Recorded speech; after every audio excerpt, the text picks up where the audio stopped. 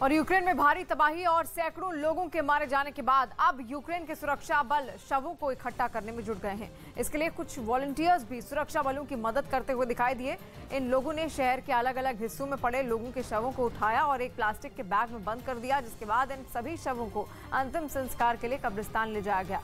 शहर की सड़कों पर बिखरे पड़े इन शवों में कई बुरी तरह से जल गए, जिसकी वजह से उनकी पहचान करना भी मुश्किल हो गया। अमेरिका के डर की वजह है उसके स्ट्रैटेजिक कमांड के चीफ की वो चेतावनी जिसने उसके कान खड़े कर दिए हैं।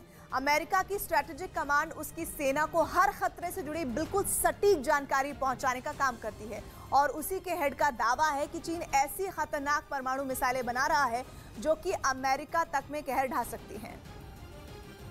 इतना ही नहीं, अमेरिका की स्ट्रैटेजिक कमांड के मुखिया एडमिरल चार्ल्स रिचर्ड ने दो टूक कहा कि चीन अपने परमाणु हथियारों का जखीरा तेजी से बढ़ा रहा है, जो कि अमेरिका के लिए बहुत बड़ा खतरा है। इसलिए अमेरिकी सेना बिल्कुल भी आराम से नहीं बैठ सकती। खबर है कि एडमिरल चार्ल्स रिचर्ड ने दावा किया कि चीन ने अपने पश्चिमी हिस्से में न्यूक्लियर मिसाइल फील्ड बनाने का काम तेज कर दिया है, जिसमें हर फील्ड में 120 मिसाइल साइलो हैं। मिसाइलों को स्टोर करने के लिए बनाए गए अंडरग्राउंड कंटेनर को साइलो कहते हैं। अमेरिका का दावा है कि उन साइलो में ऐसी ताकतवर मिसाइलें रखी हैं जो कि अगर चली तो उनकी जद में अमेरिका होगा। और यूक्रेन को लेकर अमेरिकी रक्षा अधिकारी ने बड़ा दावा भी किया है। अमेरिका के मुताबिक यूक्रेन पर रूस की पकड़ कमजोर होती जा रही है। अमेरिकी अधिकारी ने दावा किया है कि कीव और चर्नीव इलाके पर रूसी सेना का कब्जा पूरी तरह से हट गया है। अमेरिका का यह भी दावा है कि मारियोपोल पर भीषण हमले के बाद भी रूस की सेना उस पर कब्जा नहीं कर पाई है। अमेरिका का कहना है कि 1 महीने से ज्यादा के हमले में रूस ने यूक्रेन पर 1450 से ज्यादा मिसाइल हमले किए। रूस, जो जानकारी मिल रही है, यूक्रेन जंग का फायदा उठाना चाहता है और अपने हित साधने में जुटे चीन की घेरेबंदी करने के लिए अमेरिका ने जबरदस्त प्लान तैयार किया है। अमेरिका ने ब्रिटेन और ऑस्ट्रेलिया के साथ मिलकर बेहद ताकतवर हाइपरसोनिक मिसाइल बनाने का ऐलान किया है, ताकि इंडो पैसिफिक यानी हिंद और प्रशांत महासागर के इलाके में चीन के पर कतरे जा सके। हाइपरसोनिक मिसाइल का मतलब है कि ऐसी घातक मिसाइल जिसे भेदना लगभग नामुमकिन है, क्योंकि इस हथियार से बचाने वाला मिसाइल डिफेंस सिस्टम आज तक बना ही नहीं है। चीन हाइपरसोनिक मिसाइलों के सैकड़ों टेस्ट कर चुका है, बल्कि पिछले साल तो ये खबर आई थी कि चीन ने अपना एक हाइपरसोनिक ग्लाइड व्हीकल यानी परमाणु बम दागने की ताकत रखने वाला स्पेसक्राफ्ट अंतरिक्ष में उड़ाया, जिसने दक्षिण चीन सागर के ऊपर रहते हुए एक मिसाइल दागी। साफ है कि चीन जंग की तैयारी में लगा है। ऐसे में अमेरिका ने भी कमर कस ली और ऑस्ट्रेलिया और ब्रिटेन के साथ किए गए सिक्योरिटी पैक्ट ऑकस के तहत हाइपरसोनिक हथियार बनाने का ऐलान कर दिया। Technologies that surround hypersonics are very much a part of what the AUKUS partnership is striving to deliver. पिछले साल सितंबर में अमेरिका ने चीन से निपटने के लिए ऑस्ट्रेलिया और ब्रिटेन से हाथ मिलाया था और ऑकस संधि की थी।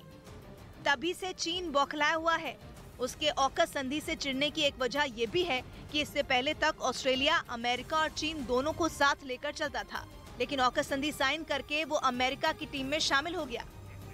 अमेरिका का ऑस्ट्रेलिया और ब्रिटेन के साथ मिलकर हाइपरसोनिक मिसाइल बनाने का फैसला चीन के लिए बहुत बड़े खतरे की घंटी है, क्योंकि हाइपरसोनिक हथियार बेहद ताकतवर होते हैं जो कि जिस भी देश के पास हो जंग के मैदान में उसे जीत दिला सकते हैं। हाइपरसोनिक का मतलब होता है आवाज की रफ्तार से 5 गुना तेज, जिसका मतलब ये हुआ कि हाइपरसोनिक मिसाइलें आवाज की रफ्तार से 5 गुना या उससे भी तेजी से उड़ सकती हैं। अब हवा में आवाज की स्पीड होती है लगभग 1234 किलोमीटर प्रति घंटा, मतलब कि हाइपरसोनिक मिसाइल 6000 किलोमीटर प्रति घंटा से भी ज्यादा की रफ्तार पकड़ सकती है। इस स्पीड से हाइपरसोनिक मिसाइल न्यूयॉर्क से बीजिंग महज 1 घंटा 40 मिनट में पहुंच सकती है, जबकि दोनों देशों के बीच की डायरेक्ट फ्लाइट भी 13 घंटे तो लेती ही है। लेकिन सिर्फ तेज रफ्तार ही हाइपरसोनिक मिसाइल की इकलौती यूएसपी नहीं, वो उड़ान के बीच में अपनी चाल भी बदल सकती है। वो चाहे तो दाएं मुड़ सकती है, कभी बाएं मुड़ सकती है, जबकि बाकी मिसाइलें एक बार चलने के बाद ये नहीं कर पाती। और इसी वजह से हाइपरसोनिक मिसाइल डिफेंस सिस्टम तक को गच्चा दे सकती है। उसे इंटरसेप्ट करना करीब करीब नामुमकिन हो जाता है, क्योंकि वो किस दिशा से आ धमकेगी इसका रडार अंदाजा ही नहीं लगा पाते हैं। और यूक्रेन के कीव शहर में रूस की सेना के पीछे हटने के बाद तबाही की हैरान कर देने वाली तस्वीरें सामने आई हैं। वहां पर कई बख्तरबंद गाड़ियां जली हुई दिखी तो सड़कों को किनारे टूटा फूटा सामान भी बिखरा हुआ दिखाई दिया, जबकि रूस के हमलों की वजह से कई रिहायशी इमारतें भी तहस नहस हो गई हैं। रूस की सेना के पीछे हटने के बाद यूक्रेन के सेना के जवान वहां पड़े रूस के विस्फोटक और गोला बारूद इकट्ठा करने में जुटे हुए हैं, जबकि कुछ लोग एक रिहायशी इमारत के बाहर भी जांच कराने पहुंचे और बताया गया कि इमारतों में बारूदी सुरंग बिछाए जाने के डर से सेना का स्पेशल दस्ते के लोग वहां पर पहुंचे ताकि जांच की जा सके, किसी भी तरह की लापरवाही की वजह से किसी की जान ना जाए। वहीं चीन ने यूक्रेन युद्ध का ठीकरा अमेरिकी राष्ट्रपति बाइडेन पर फोड़ दिया है। अमेरिका को पहले ही इस जंग की वजह से दुनिया भर में काफी किरकिरी का सामना करना पड़ रहा है और अब तो वो चीन की मीडिया के निशाने पर भी आ गया। यही नहीं, उसने बाइडेन को इस युद्ध का विलन बता दिया। चीन की मीडिया में जिनपिंग सरकार का पूरा दखल है, ऐसे में वो इस जंग का फायदा अपने तरीके से उठा रही है। दावा है कि चीन की सरकार ने इस जंग का सच लोगों से छिपाने की कोशिश की, इसके लिए वो अब तक रूस के हमले को जंग बताने से बचती रही। जिनपिंग सरकार ने इस युद्ध को जंग के बजाय स्पेशल मिलिट्री ऑपरेशन करार दिया। चीन की मीडिया में दावा तो यहाँ तक किया गया कि यूक्रेन में अमेरिका की मदद से जैविक हथियार बनाए गए। साथ ही कहा गया कि अमेरिका पक्षियों के जरिए रूस में वायरस फैलाने की साजिश में जुट गया। ये सब ऐसे समय हो रहा है जब अमेरिका समेत दूसरे पश्चिमी देश चीन पर दबाव बना रहे हैं और वो ये नहीं चाहते कि चीन इस जंग में किसी भी तरह रूस की मदद करे। लेकिन अब इसी का जवाब देने के लिए चीन की मीडिया ने मोर्चा संभाल लिया और वो अमेरिकी राष्ट्रपति को घेरने का कोई मौका नहीं छोड़ना चाहती। साथ ही इस जंग का फायदा उठाकर जिनपिंग सरकार अपना प्रोपेगेंडा फैलाने में भी जुट गई। कहा जा रहा है कि चीन के अंदर अमेरिका और नेटो को इस युद्ध का जिम्मेदार ठहराया गया। दलील दी गई कि अमेरिका और नेटो ने पर्दे के पीछे यूक्रेन संकट की पूरी स्क्रिप्ट तैयार की, यानी अमेरिका की वजह से ये जंग हुई। ऐसा बताया जा रहा है कि चीन की मीडिया पुतिन के शासन को सही ठहराकर जिनपिंग की छवि भी चमकाने में जुटी है। वो लोगों में जिनपिंग के लिए विश्वास बढ़ाने में लगी है। चीन की सरकार ऐसा माहौल बनाने की कोशिश में है कि रूसी राष्ट्रपति व्लादिमीर पुतिन ने मजबूती से पश्चिमी देशों का सामना किया। दावा है कि इसी तरह जिनपिंग भी चीन के लिए करना चाहते हैं ताकि देश जो दूसरे हैं वो चीन के खिलाफ साजिश न कर पाए। यानी चीन का मीडिया ये साबित करने में जुटा है कि जिनपिंग का एक छत्र राज चीन के लिए फायदे का सौदा है। यही नहीं, चीन की मीडिया में यूक्रेन के राष्ट्रपति का मजाक बनाया गया क्योंकि वो पहले कॉमेडियन थे और बाद में वो राजनीति में आए। वहां तंज मारा गया कि उनमें राजनीति की समझ काफी कम है और इसी वजह से यूक्रेन को जंग का सामना करना पड़ा है। और यूक्रेन पर रूसी सैनिकों के हमले बर्बर होते जा रहे हैं। रूस की सेना यूक्रेन के रिहायशी इलाकों को पूरी तरह से तबाह कर रही है। शक्तिशाली बमों से हमले में मासूम बच्चों और निर्दोष लोगों की मौतें हो रही है। मारियोपोल में रूसी सैनिकों ने एयरक्राफ्ट से बच्चों के अस्पताल को निशाना बना लिया और खतरनाक बमों से बमबारी की, जिसमें 50 लोग जिंदा जलकर मर गए हैं। शुरुआती रिपोर्ट के मुताबिक 24 फरवरी से अब तक के रूसी हमले में अकेले मारियोपोल में ही 5000 से ज्यादा लोगों की मौत हो चुकी है, जिसमें 210 बच्चे भी शामिल हैं।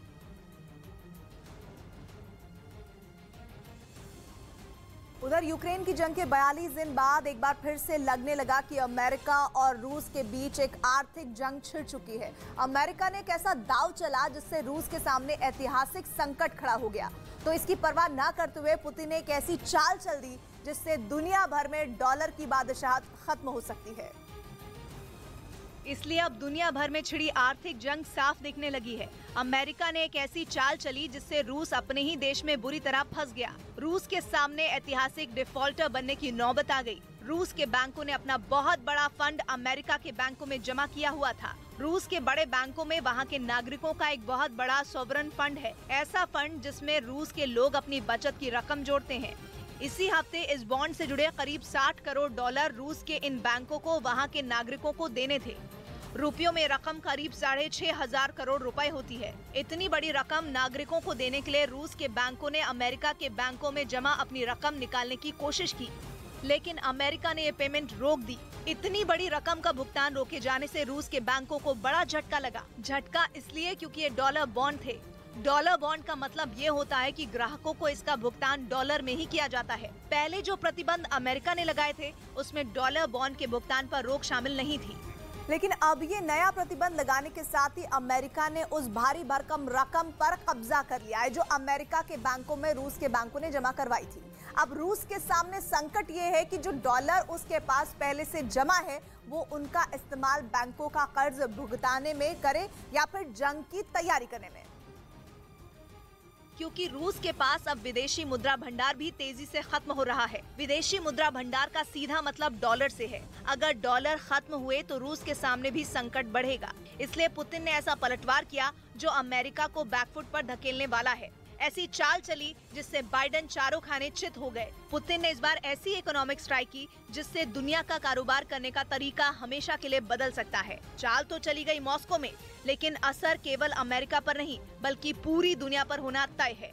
क्योंकि रूस ने तेल और गैस के अपने ग्राहकों से कह दिया है कि अगर रूबल न हो तो भुगतान गोल्ड में यानी सोने में किया जा सकता है। पूरी दुनिया की अर्थव्यवस्था पुतिन की इस चाल से हिल सकती है, क्योंकि डॉलर में होने वाला दुनिया का एक बहुत बड़ा कारोबार ऐसा होगा जिससे डॉलर गायब हो जाएंगे। रूस अपने देश में आने वाले गोल्ड का इस्तेमाल अपने हिसाब से कर सकता है। चाहे तो गोल्ड के बदले रूबल भी छाप सकता है, जैसा दुनिया में सदियों से होता रहा है।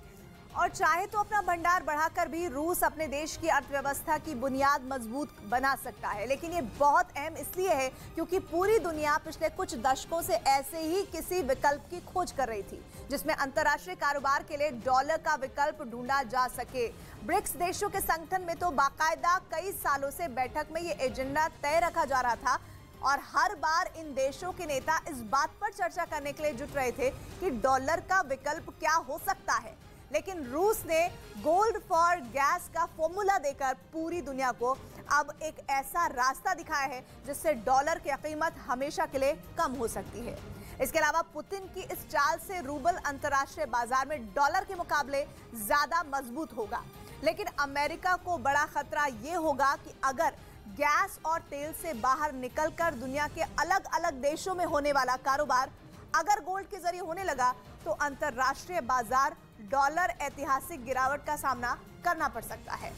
और यूक्रेन के सैनिकों का पलटवार, रूस के टैंक को तबाह कर दिया गया है। जहां पर मिकोलाइव में भारी तबाही हुई है, यहां पर रूस के टैंक तबाह कर दिए गए हैं। यूक्रेन की सेना की ओर से मुंहतोड़ जवाब दिया जा रहा है। 43वां दिन आज हो चला है, 42 दिन बीत चुके हैं, लेकिन दोनों ही ओर से जंग भीषण होती जा रही है। हालांकि कई ऐसे क्षेत्र हैं जहां पर रूसी सेना पीछे जरूर हटी है, लेकिन एक के बाद एक अब भी यूक्रेन की ओर से मुंहतोड़ जवाब रूसी सेना को दिया जा रहा है। और मिकोलाइव की तस्वीरें इस वक्त आप देख रहे हैं। मिकोलाइव का शहर है जहां पर कई टैंक यूक्रेन की सेना की ओर से ध्वस्त कर दिए गए हैं। और यूक्रेन की शान कहा जाने वाला अंतोवीव AN-225 मारिया विमान को रूस की मिसाइलों ने तबाह कर दिया।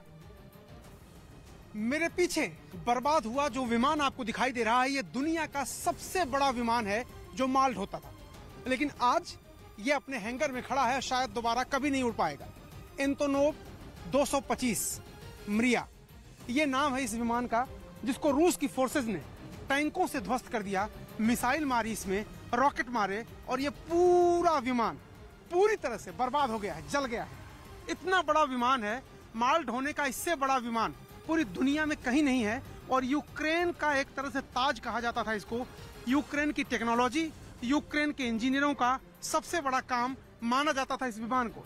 लेकिन देखिए किस तरह से ये विमान पूरी तरह से बर्बाद हो गया है। आपको मैं दिखाऊं तस्वीरें, यहाँ तक टैंक ला करके, कमलदेव जी तस्वीर दिखाई जरा, यहाँ तक टैंक ला के, टैंकों के जरिए इस पूरे विमान को तबाह किया गया है। ये रूस के टैंक हैं जिनको विमान के करीब लाया गया, विमान के नजदीक लाया गया और इन टैंकों से गोलीबारी करके बड़े बड़े गोले बरसा के इस विमान को नष्ट किया गया। साथ ही साथ ऊपर से अगर आप देखें तो ऊपर से मिसाइल भी मारी गई, ऊपर से रॉकेट हमले भी किए गए और इस विमान को पूरी तरह से नेस्त नाबूद कर दिया गया है। मैं आपको एक एक तस्वीर दिखाऊंगा दुनिया के इस सबसे बड़े मालवाहक विमान का हालत क्या है इस वक्त। ये देखिए, ये कॉकपिट की हालत देखिए, ये कॉकपिट है, ये कॉकपिट है, यहाँ पर कुछ नहीं बचा है, कुछ भी नहीं बचा है। आपको पूरा कॉकपिट जल गया है, आपको कुछ नहीं दिखाई देगा।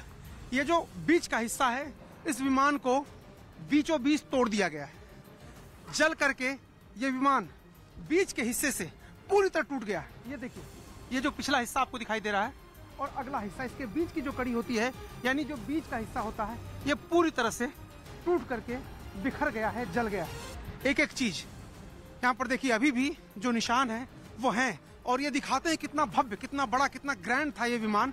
लेकिन अस्थिपंजर दिखाई दे रहा है इस विमान का।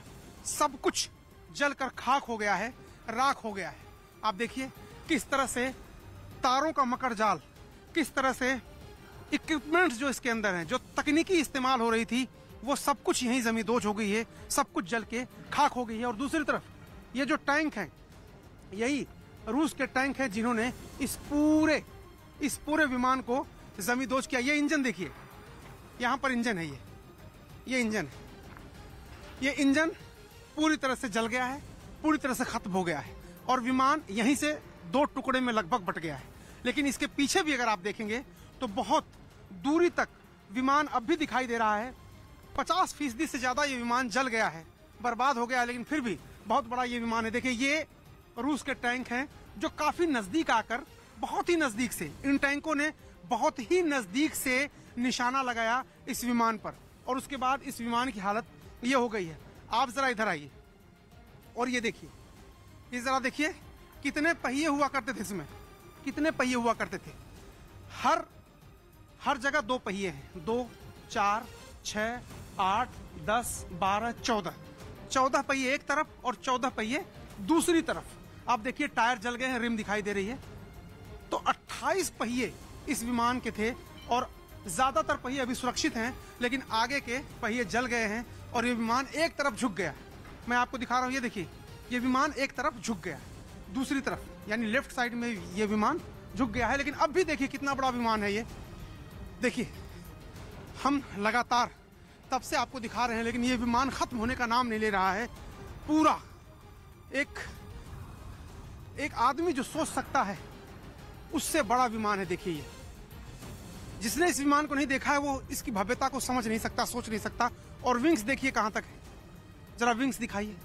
विंग्स कितनी बड़ी है, इतनी बड़ी है कि इसके नीचे कई गाड़ियां रख दी जाएं, इसके नीचे कई गाड़ियां खड़ी कर दी जाएं और उन पर बारिश की एक बूंद भी नहीं पड़ेगी। इतना बड़ा ये विमान है। दूसरी तरफ से मैं इस विमान को दिखाने की आपको कोशिश करता हूं। एक बार और तस्वीर दिखा दूं आपको। ये जो इलाका है ये हवाई अड्डा है, और वहां पर ही हवाई पट्टी है, और बड़े विमान के उतरने के लिए बहुत बड़ा एक रनवे बनाया गया था जो एंटोनोव 225 के लिए स्पेशल डिजाइन किया गया था। शायद अब उस पर यह विमान उड़ान तो नहीं भर पाएगा, नया विमान भले ही यूक्रेन बनाए।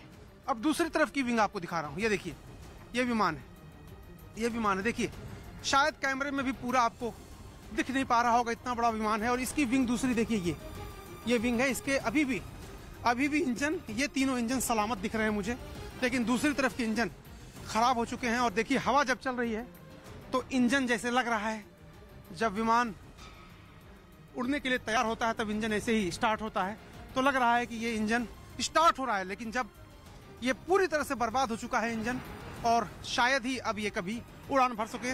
तो ये एंटोनोव 225 मरिया विमान है, जिसे 2 टुकड़े में कर दिया है रूसी सेना ने। सबसे पहले इसी विमान पर हमला किया, और जो यूक्रेन के लिए सम्मान की बात थी, जो यूक्रेन के लिए फख्र की बात थी, उसको सबसे पहले बर्बाद किया रूस की सेना ने, जब होस्टोमेल हवाई अड्डे पर हमला किया और कब्जा किया। कैमरामैन कमल देव के साथ Arun Singh, news 18 India, Hostomel हवाई अड्डा।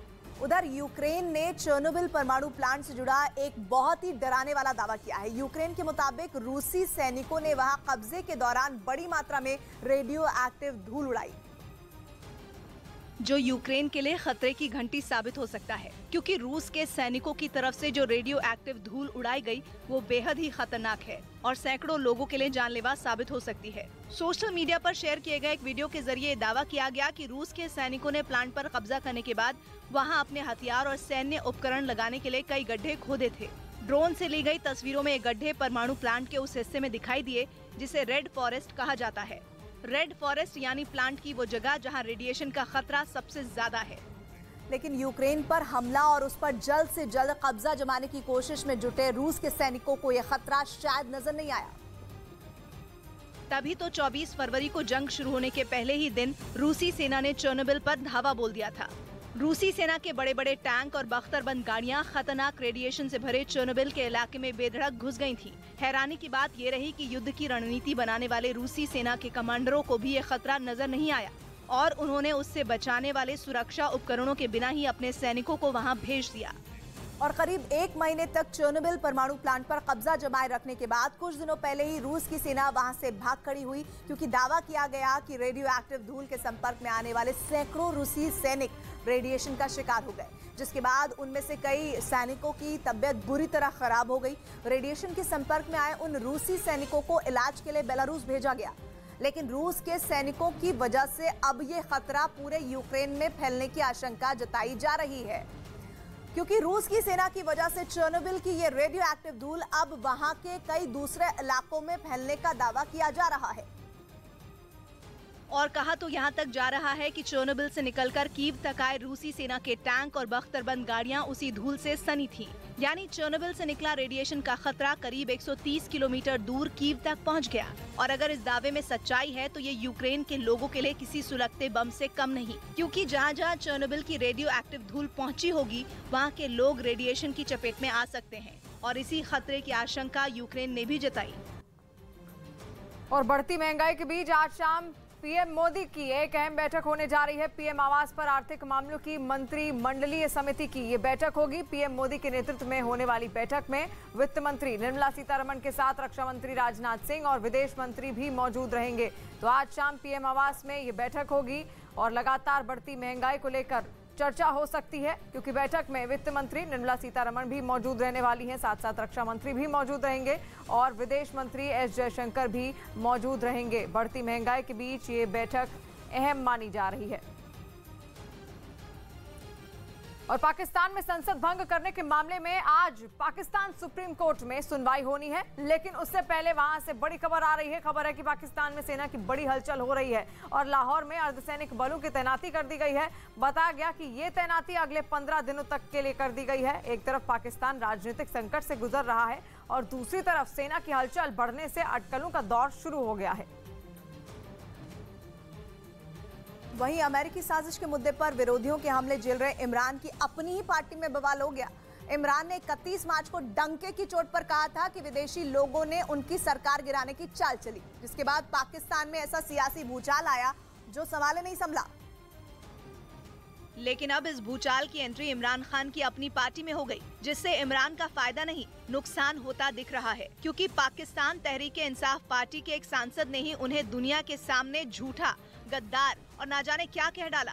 कल तक तुम्हारे साथ था गद्दार, अब उनके साथ हुए जो गद्दार नहीं है। इमरान खान के खिलाफ जहर उगलने वाले आमिर लियाकत यही नहीं रुके, बल्कि उन्होंने इमरान की उस चिट्ठी को भी झूठा बता दिया जिसे इमरान ढोल पीटकर दुनिया के सामने लाने वाले थे और कहने वाले थे कि उसी से बाइडेन के प्लान की पोल खुलेगी। जो चिट्ठियां लहरा लहरा के झूठे खत, जाली खत दिखाते रहे, जाली खत है वो। इमरान खान कह रहे हैं कि उनकी सरकार गिराने के लिए जो प्लान बनाया गया उसके मास्टरमाइंड बाइडेन है। लेकिन इमरान की पार्टी के सांसद ने जो बयान दिया उससे उनकी चाल उल्टी पड़ती दिखाई दी, क्योंकि आमिर लियाकत ने केवल इमरान की चिट्ठी को झूठा नहीं कहा, बल्कि उन पर पाकिस्तान की सेना के खिलाफ जाल बुनने का आरोप लगाया और बताया कि इमरान ने उस बाजवा की कुर्सी खींचने की कोशिश की जिसने उन्हें प्रधानमंत्री की कुर्सी तक पहुंचाया था। तुमने जनरल बाजवा को हटाने की कोशिश की। मैं गवाही देता हूं कि तुमने मुझसे बुलाकर बात की थी और तुमने कहा कि मैं जनरल बाजवा को हटाने वाला हूं। मतलब ये कि पीटीआई के सांसद ने इमरान के सारे किए कराए पर पानी फेरने की कोशिश की और चिट्ठी बाइडेन और इमरान के ट्रायंगल में बाजवा नाम का एक चौथा एंगल भी जोड़ दिया। शुरू से कहा जा रहा है कि इमरान के खिलाफ बाजवा ने विपक्ष को एकजुट किया, जिसके बाद उनकी सरकार गिराने की पूरी स्क्रिप्ट लिखी गई। यही नहीं, जब इमरान एंड कंपनी बाइडेन पर निशाना साध रही थी तब बाजवा एक कार्यक्रम में अमेरिका की शान में कसीदे पढ़ रहे थे। Share a long history of excellent and strategic relationship with United States, which remains our largest export market. यही सेना ने कोई सबूत नहीं मिलने की दलील देकर अमेरिका का बचाव भी किया था। पाकिस्तान की सियासत में मैं सही तू गलत के इस खेल के बीच एक सर्वे कराया गया, जिसमें लोगों से पूछा गया कि वो क्या सोचते हैं। मतलब ये कि लोगों से जानने की कोशिश की गई कि क्या सच में इमरान के खिलाफ साजिश रची गई थी या उन्होंने अपनी सरकार की कब्र खुद खोदी, जिसके जवाब में 64% पाकिस्तानी नागरिकों ने कहा कि इमरान की सरकार महंगाई और उनकी नाकामयाबी की वजह से गिरी, जबकि 36% लोग इमरान के अमेरिकी साजिश वाले एंगल के साथ खड़े हैं। पाकिस्तान में ये सर्वे 3 और 4 अप्रैल को हुआ, जिसमें सिंध, पंजाब और खैबर पख्तूनख्वा के लोगों की राय ली गई। सिंध के 74% लोगों का कहना है कि महंगाई ने इमरान की कुर्सी छीन ली। पंजाब के 62% लोगों की राय भी यही थी। खैबर पख्तूनख्वा के 59% लोगों का भी यही मानना है। सरकार गिरने के लिए इमरान का खराब काम जिम्मेदार है, ना कि कोई और विदेशी ताकत। लेकिन इमरान और उनके चहेते नेता लगातार उनका बचाव कर रहे हैं और इन मंत्रियों में एक नाम शाह महमूद कुरैशी का है, जिन्होंने दावा किया कि सरकार को गिराने की धमकी वाले पत्र से पहले फोन आया था और इमरान के रूस दौरे को रद्द करने की मांग की गई थी। हालांकि इमरान के मंत्री रह चुके और पाकिस्तान का वित्त मंत्रालय संभाल चुके शाह महमूद कुरैशी ने इन आरोपों से इनकार किया। अब ये कह देना कि ये मनगढ़ंत है, अफसोसनाक है। टीवी पर इंटरव्यू के दौरान कुरैशी ने भले ही संभलकर बात की और इमरान की लुटी पिटी इज्जत बचाने में जुटे रहे, लेकिन इमरान के करीबी फवाद चौधरी ऐसा नहीं कर पाए और कैमरों के बीच पत्रकारों से भिड़ गए। फवाद चौधरी उन चंद लोगों में एक हैं जिन्होंने सबसे पहले विपक्ष पर सांसदों की खरीद फरोख्त का आरोप लगाया था और एक बार फिर वो मीडिया के सामने इमरान के पक्ष में बात करने पहुंचे। लेकिन इस बार उनके तेवर ऐसे थे कि उन्होंने एक पत्रकार को किराए का टट्टू बोल दिया। ये किराए पे आते हैं लोग इस तरह के स्टेटमेंट, किराए के टट्टू आप होंगे, वो हमने। फवाद के ऐसा बोलते ही पत्रकार को भी गुस्सा आ गया, जिसके बाद सियासी कंगाली से जूझ रहे पाकिस्तान की नजरें झुकाने वाली एक और तस्वीर सामने आई। फवाद की बात से नाराज पत्रकार उनसे झगड़ने लगा और देखते ही देखते तू तड़ाक की नौबत आ गई।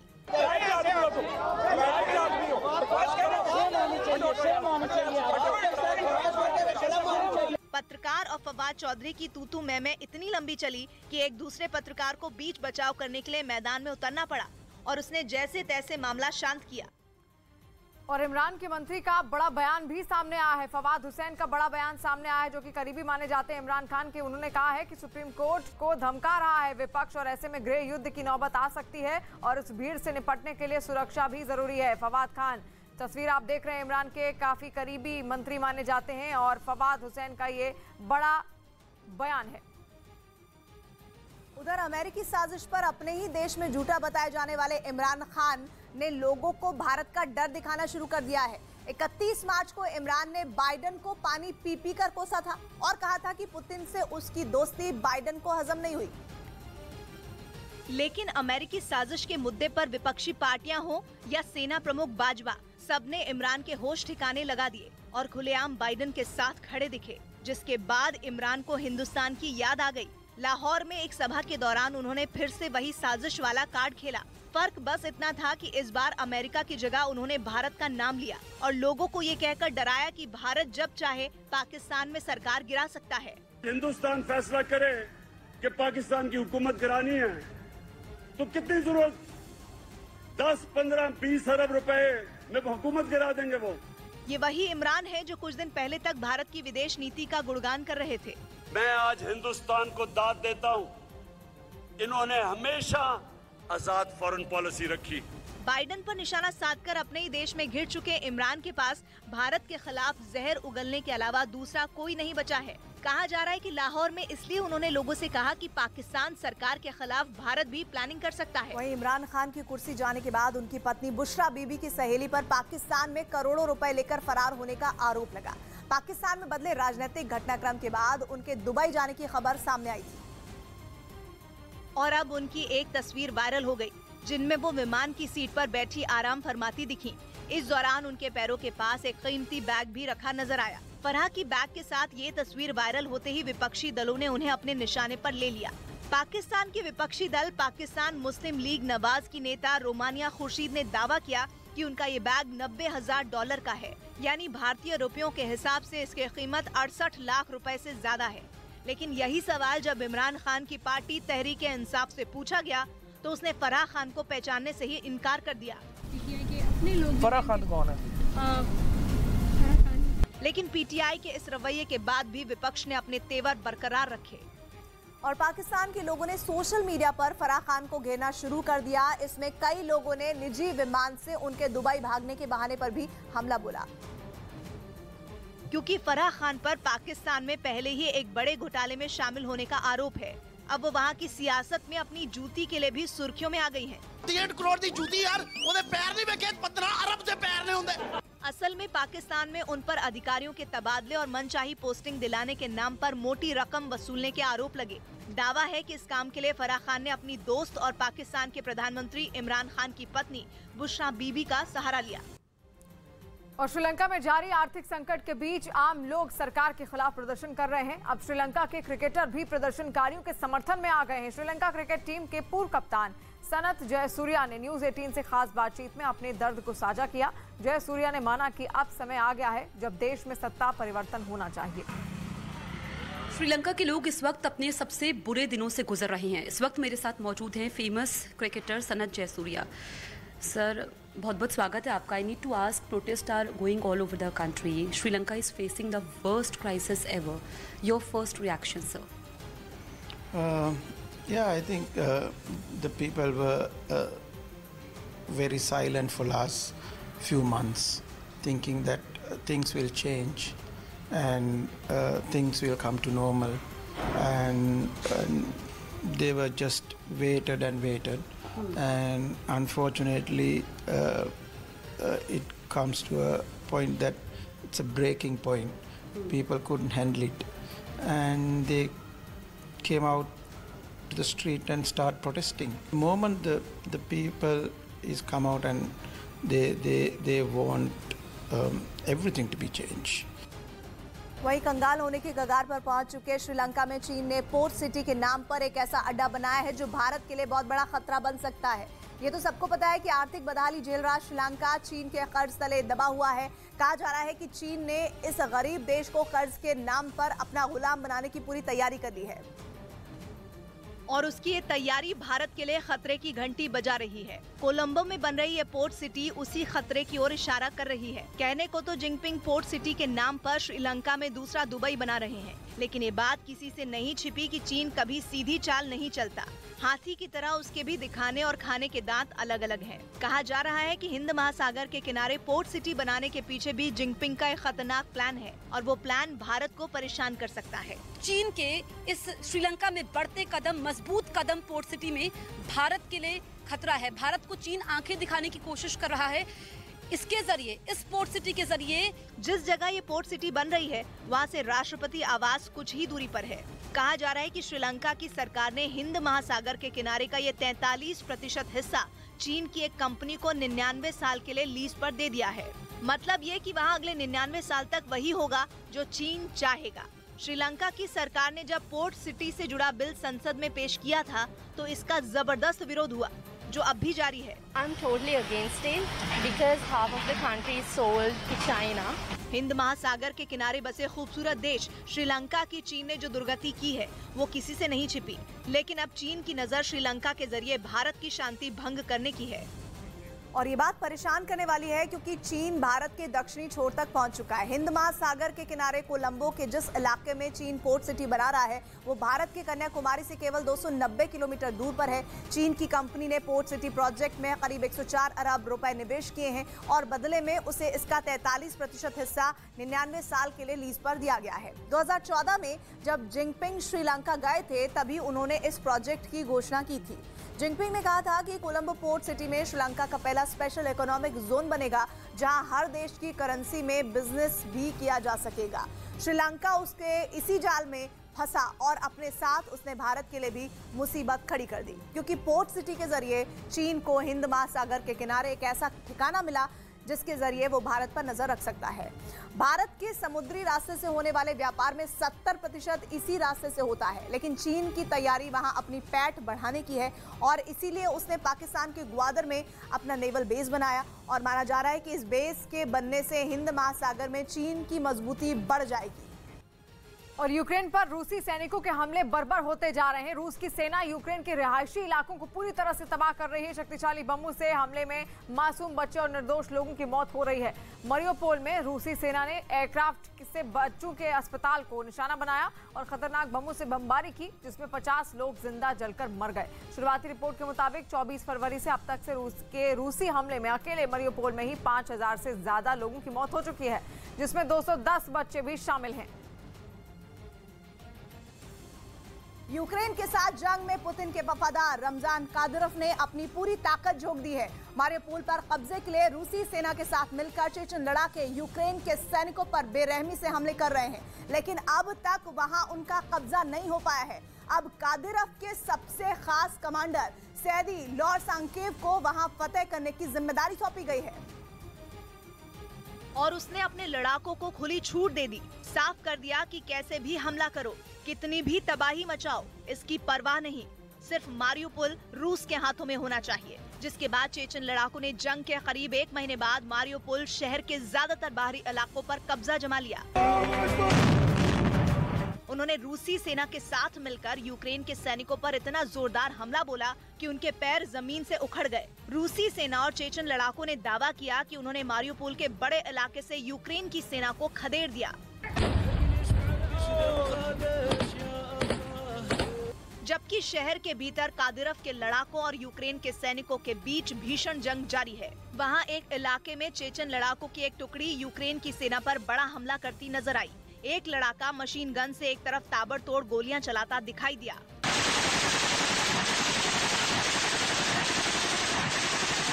और एक दूसरा चेचन लड़ाका इस हमले का वीडियो बनाता रहा। वहीं फायरिंग करने के बाद जोश में चिल्लाता कादिरोव का लड़ाका खुशी से नाचता भी नजर आया, क्योंकि उनके ऐसे भयानक हमलों ने यूक्रेन की सेना को मारियोपोल में ज्यादातर इलाकों से भागने को मजबूर कर दिया। बताया जा रहा है कि इसके पीछे सैदी लोरसांकेव का दिमाग है।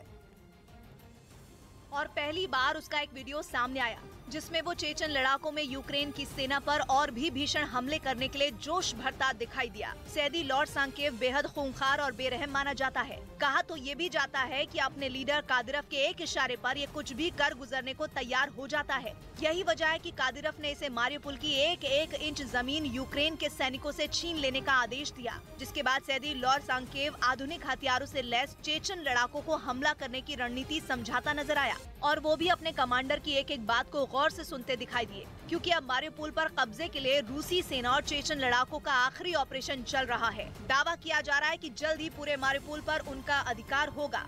इस बीच रूस से जंग लड़ने के लिए यूक्रेन को यूरोपीय देश चेक रिपब्लिक से कई आधुनिक टैंक मिले, जिससे यूक्रेन की सेना की ताकत बढ़ने का दावा किया गया। नेटो का सदस्य चेक रिपब्लिक पहला ऐसा देश है जिसने यूक्रेन को टैंक भेजे, जिन्हें ट्रेन के जरिए यूक्रेन की सीमा तक पहुंचाया गया, ताकि रूस के खिलाफ जारी जंग में यूक्रेन न केवल अपनी सुरक्षा कर सके बल्कि रूसी हमले का मुंहतोड़ जवाब दे सके। चेक रिपब्लिक ने यूक्रेन को आधुनिक T-72M1 टैंक समेत कई बख्तरबंद गाड़ियां भी मदद के तौर पर भेजी। जंग की शुरुआत के बाद से नेटो के सदस्य देशों ने अब तक यूक्रेन को एंटी टैंक हथियार और एंटी क्राफ्ट मिसाइलें दी हैं, जबकि किसी भी देश ने अब तक टैंक समेत बड़ी सैन्य गाड़ियां यूक्रेन को नहीं दी थी। और वहीं पुतिन के यूक्रेन पर हमले की तारीख का राज पहले ही खोलने वाले रूसी नेता व्लादिमीर जिरानोव्स्की की मौत हो गई है। दावा है कि पुतिन जिरानोव्स्की से नाराज थे, क्योंकि उन्होंने यूक्रेन युद्ध पर पहले ही भविष्यवाणी कर दी थी। जिरानोव्स्की आखिरी बार 22 दिसंबर 2021 को रूस की संसद में नजर आए थे। उसी दिन उन्होंने पुतिन के यूक्रेन पर हमले के प्लान के गहरे राज को संसद में खोल दिया था। उनका दावा था कि 22 फरवरी 2022 को रूस सैन्य कार्रवाई शुरू करेगा। Отказывайтесь, тогда мы можем принять другую программу. А какую вы почувствуете? 4 часа утра? यूक्रेन से युद्ध वोलोदिमीर जिरानोव्स्की की भविष्यवाणी वाले दिन तो शुरू नहीं हुआ, लेकिन उसके एक दिन बाद शाम से रूसी फौज ने आक्रमण करना चालू कर दिया था। तमाम अफवाहों के बीच रूस की संसद में बताया गया कि जिरानोव्स्की का कोरोना से निधन हुआ। रूसी संसद में उनको श्रद्धांजलि दी गई और 1 मिनट का मौन भी रखा गया। जिरानोव्स्की को 2 फरवरी को कोरोना वायरस की चपेट में आने के बाद अस्पताल में भर्ती कराया गया था, जहां उनका इलाज चल रहा था। जिरानोव्स्की की पहचान रूस के अनुभवी फायरब्रांड नेता की थी। डॉनबास में यूक्रेन की फौज रूसी हमले का मुंहतोड़ जवाब देने के लिए मुस्तैद दिखी। कई गांवों के पास यूक्रेन के सैनिक निगरानी करते नजर आए, जिसकी कुछ तस्वीरें भी सामने आई, जिनमें सड़कों पर यूक्रेन के जवान तैनात दिखे। यूक्रेन का दावा है कि रूसी फौज फिर डॉनबास के कई इलाकों पर कब्जे की तैयारी कर रही है। ऐसे में उनकी तरफ से भी जवाबी हमले की तैयारी तेज कर दी गई, ताकि अगर रूस आक्रमण करे तो उससे निपटा जा सके। करीब 1.5 महीने से जारी जंग से डॉनबास के लोग डरे हुए हैं। उन्हें डर है कि कहीं रूस दोबारा बमबारी ना शुरू कर दे, इसलिए ज्यादातर लोग घरों में कैद हैं। लेकिन हमले के डर के बीच कुछ लोग घरों से बाहर निकले और टूटे पुल को पार करते दिखाई दिए। यही नहीं, कुछ अधिकारी भी साइकिल के साथ आसपास के इलाके की निगरानी करते नजर आए। इतना ही नहीं, रूसी हमले के डर से डोनेस्क और लुहांस्क के यूक्रेनी नेताओं ने लोगों से खतरे वाली जगह को छोड़ने की अपील भी की, जिसके बाद कई लोग अपनी कारों के साथ घर छोड़ते दिखाई दिए। उनकी तादाद इतनी ज्यादा थी कि देखते ही देखते 3 किलोमीटर लंबा जाम लग गया। सभी सुरक्षित जगह पर पहुंचना चाहते थे। वही दावा है कि यूक्रेन ने अपने एयर डिफेंस सिस्टम S-125 नेवा के जरिए 2 दिन पहले रूस के सबसे शक्तिशाली लड़ाकू विमान सुखोई को ढेर कर दिया था। खास बात यह है कि एक घातक हथियार सोवियत संघ के दौर में बना था, जिसे अब रूस की सेना इस्तेमाल नहीं करती। लेकिन यही एयर डिफेंस S-125 नेवा रूस के सुखोई लड़ाकू विमान का काल बन गया। दावा है कि 2 दिन पहले यूक्रेन के खार्किव में इसी ने रूसी विमान को पलक झपकते ही मार गिराया था। रूस के ताकतवर सुखोई विमान के जमीन पर गिरने की तस्वीरों ने सबको चौंकने पर मजबूर कर दिया था। इस एंटी एयर मिसाइल सिस्टम को यूक्रेन की सेना में 2020 में शामिल किया गया था। हालांकि यूक्रेन की सेना ने बाद में इसे और घातक बनाने के लिए इसमें कई बदलाव भी किए, जिसका नतीजा है कि इसने यूक्रेन में जारी जंग के बीच रूस को बड़ा झटका दिया। अब यही वजह है कि इसकी गिनती सबसे शक्तिशाली एंटी एयर मिसाइल सिस्टम में होती है, जो जमीन से हवा में मार करने की क्षमता रखता है। और कहा जाता है कि ये 40 किलोमीटर दूर से ही सटीक निशाना लगाने में सक्षम है। यही नहीं, ये मिसाइल सिस्टम आसमान से बम बरसाने वाले लड़ाकू विमानों और क्रूज मिसाइलों को भी ढेर करने की काबिलियत रखता है। भले ही रूस ने इसे अपनी सेना से रिटायर कर दिया, लेकिन दुनिया के कई देशों में इसका इस्तेमाल अब भी किया जाता है। वहीं वेटिकन सिटी में पोप फ्रांसिस ने यूक्रेन के बुचा में मारे गए लोगों को श्रद्धांजलि अर्पित की। वहां यूक्रेन के झंडे को भी फहराया गया, जिसकी कुछ तस्वीरें भी सामने आई हैं, जिसमें पोप यूक्रेन के झंडे के साथ दिखाई दिए। और इस झंडे को यूक्रेन से वेटिकन सिटी लाया गया था, जिसे उन्होंने यूक्रेन के समर्थन में भी फहराया था। पोप ने इस दौरान युद्ध को रोकने की भी अपील की। वेटिकन ऑडियंस हॉल में उन्होंने लोगों को संबोधित किया, जिसके बाद वहां मारे गए लोगों को श्रद्धांजलि दी गई। अंत में पोप यूक्रेन के कुछ बच्चों से भी मिले और उन्होंने उन्हें तोहफे दिए। उधर यूक्रेन के पड़ोसी देश रोमानिया की राजधानी बुखारेस्ट में रूस के दूतावास पर एक कार से हमला किया गया। इस हमले में कार ड्राइवर की मौत हो गई। लेकिन इस घटना ने पूरी दुनिया को हिलाकर रख दिया। इस हमले से जुड़ा एक वीडियो भी सामने आया, जिसमें दूतावास के गेट पर खड़ी एक कार से आग की लंबी लंबी लपटें उठती नजर आईं। फिर इस आग ने पूरी कार को अपनी चपेट में ले लिया। बताया गया कि रूसी दूतावास के गेट से ये कार तेजी से टकराई, जिसके बाद उसमें आग लग गई। इसके बाद पुलिस और दमकल विभाग की गाड़ियां वहां सायरन बजाते हुए पहुंच गई। फिर इन गाड़ियों ने रूस के दूतावास के बाहर मोर्चा संभाला। लेकिन तब तक कार ड्राइवर की मौत हो चुकी थी और यूक्रेन युद्ध के बीच रोमानिया की राजधानी में रूस दूतावास पर हुए इस हमले से वहां तनाव बढ़ गया। हालांकि राहत की बात ये रही कि इससे रूसी दूतावास के किसी कर्मचारी को कोई नुकसान नहीं पहुंचा। यूक्रेन युद्ध ने रूस और रोमानिया के रिश्तों में खटास ला दी है। रोमानिया युद्ध की शुरुआत से ही रूस के खिलाफ रहा है। रोमानिया ने रूस के 10 राजनयिकों को अपने देश से निकाल दिया था। इन घटनाओं के बीच एक कार से उठती लपटों ने रूस को बोलने का और ज्यादा मौका दे दिया है। हालांकि रूसी दूतावास पहले ही रोमानिया में खतरे की आशंका जता चुका था। अब उसने इस मामले में भी साजिश की बात कही। यूक्रेन की डिफेंस इंटेलिजेंस का पुतिन के नए गेम प्लान के बारे में बेहद सनसनीखेज दावा है। यूक्रेन का साफ कहना है कि रूस ने यूक्रेन में बुचा पार्ट 2 करने की काली साजिश रची है और इसके लिए पुतिन की पलटन की जिस ब्रिगेड ने बुचा में हैवानियत की, सारे हदें पार की, उन्होंने उसी ब्रिगेड को इस बार फिर यूक्रेन में उतारने की चाल चली है। इसलिए यूक्रेन की डिफेंस इंटेलिजेंस का दावा है कि जैसे यूक्रेन के बुचा से रूस की सेना के निकलने के बाद वहां की सड़क पर निहत्थे लोगों के शवों का ढेर देखने को मिला था, वैसा ही मंजर जल्द ही सामने आ सकता है और इस बार रूस के कत्लेआम का शिकार बन सकता है यूक्रेन का दूसरा सबसे बड़ा खार्किव शहर। वो खार्किव जो कि यूक्रेन के उत्तर पूर्व में है और रूस के बॉर्डर से करीब 65 किलोमीटर दूर है। रूस की सेना ने फरवरी में जंग की शुरुआत से ही खार्किव में कहर ढाया हुआ है और यूक्रेन की सेना का दावा है कि रूस की नजर एक बार फिर खार्किव पर है और वो उस पर कब्जा जमाने की फिराक में है। मतलब यूक्रेन का सीधे सीधे कहना है कि रूस बाज आने वाला नहीं है। यूक्रेन का कहना है कि जिस तरह से बुचा की भयानक तस्वीरें दुनिया ने देखी, वैसी ही तस्वीरें खार्किव से आ सकती हैं। यूक्रेन को इस बात की आशंका है कि रूस खार्किव को बूचा पार्ट 2 बना सकता है। यूक्रेन का दावा है कि रूस जंग से लौटे अपने सैनिकों को आराम करने का अच्छा खासा वक्त देता है, लेकिन यूक्रेन में जीत पाने के लिए बेकरार पुतिन ने अपने क्रूर सैनिकों को फिर से मोर्चा संभालने का फरमान सुना दिया है। इतना ही नहीं, यूक्रेन ने कत्लेआम की कहानी, जो काली तारीख है वो भी बता दी है। तारीख है 8 अप्रैल, यानी 2 दिन बाद। यूक्रेन का दावा है कि बुचा में आम लोगों को मौत के घाट उतारने, बच्चों पर जुल्म ढाने और महिलाओं का बलात्कार करने के बाद रूस की ब्रिगेड 4 अप्रैल को